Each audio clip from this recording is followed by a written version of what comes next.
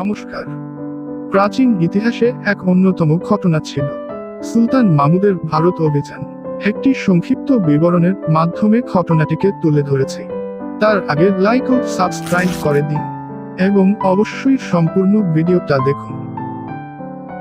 962 খ্রিস্টাব্দে পারস্যের সামানিদ বংশের কৃতদাস ও প্রাদেশিক শাসনকর্তা আলতগিন সামানিদ সম্রাটদের দুর্বলতার সুযোগে আফগানিস্তানের অন্তর্গত গজনিতে এক স্বাধীন রাজ্যের প্রতিষ্ঠা করেন।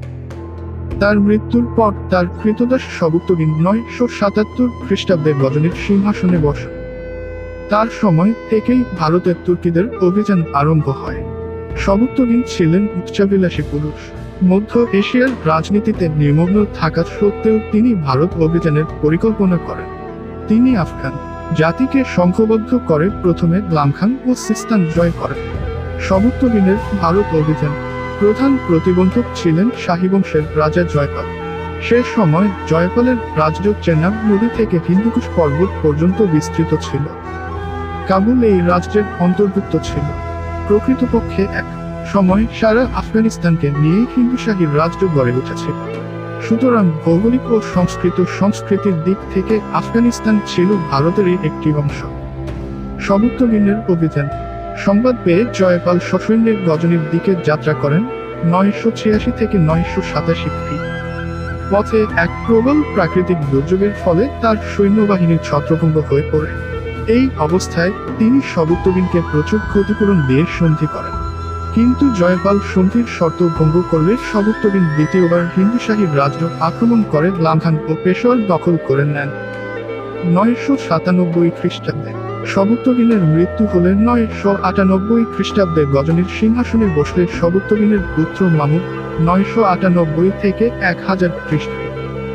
মধ্যযুগের ঐতিহাসিকরা সুলতান মাহমুদকে ইসলাম ধর্মের বীর নায়ক বলে মনে করেন। এর বলা হয়ে থাকে যে মাহমুদ 17 বার ভারত আক্রমণ করেছেন। সিংহাসনে আরোহণ করেই মাহমুদ হিন্দুশাহী রাজ্য আক্রমণ করেন। শাহিরাজ জয়পাল পরাস্ত হন এবং অপমানের জ্বালায় তিনি অগ্নিকুণ্ডে প্রাণ বিসর্জন দেন। 1000 খ্রিস্টাব্দে জয়পালের পুত্র আনন্দপালের সঙ্গে মাহমুদের এক চূড়ান্ত যুদ্ধ হয়। আনন্দপাল ও পরাস্ত হন ও পাঞ্জাব গজনী বংশের হাতে চলে যায়। পাঞ্জাব থেকে মাহমুদ পাঞ্জাবের পাহাড়ি রাজ্য নগরকোট ও দিল্লির সন্নিকটে থানেশ্বর রাজ্য আক্রমণ করেন। মাহমুদের সবচেয়ে দুঃসাহসিক অভিযান হল কনৌজ 1018 খ্রি ও গুজরাটের সোমনাথের মন্দিরের বিরুদ্ধে 1025 খ্রি। কনৌজের বিরুদ্ধে অভিযানে তিনি মথুরা ও কনৌজ দুই ধ্বংস করেন এবং প্রচুর ধনসম্পদ লুট করেন। সে সময় উত্তর ভারতে কোন শক্তিশালী রাজ্য না থাকায় মাহমুদ অবলীলাক্রমে লুটতরাজ চালিয়েছেন। এরপর তিনি রাজপুতানা পার হয়ে প্রচুর ধনরত্ন সমৃদ্ধ সোমনাথের মন্দির কাথিয়াবাড়ের পশ্চিমে অবস্থিত আক্রমণ করেন। গুজরাটের রাজা ভীম ও অন্যান্য হিন্দু রাজারা প্রচণ্ডভাবে মাহমুদকে বাধা দেন, কিন্তু মাহমুদ জয়ী হন ও সোমনাথ মন্দির থেকে প্রচুর ধনরত্ন লুট করে স্বদেশে ফিরেছেন। 1030 খ্রিস্টাব্দে গজনিতে সুলতান মাহমুদের মৃত্যু হয়। ভারতে সুলতান মাহমুদের অভিযান সম্পর্কে মন্তব্য করে স্মিথ বলেছেন যে ভারতীয়দের দৃষ্টিতে মাহমুদ ছিলেন নিছক লুণ্ঠনকারী, কারণ তিনি বহু হিন্দু দেব দেবীর মন্দির লুট করে প্রচুর ধনরত্ন নিয়ে দেশে ফিরেছেন। কিন্তু তাহলেও মাহমুদকে নিছক লুণ্ঠনকারী বাহানাদার বলা যায় না। তিনি পাঞ্জাব ও মুলতান দখল করায় উত্তর পশ্চিম ভারতের রাজনৈতিক পরিস্থিতির পরিবর্তন ঘটে।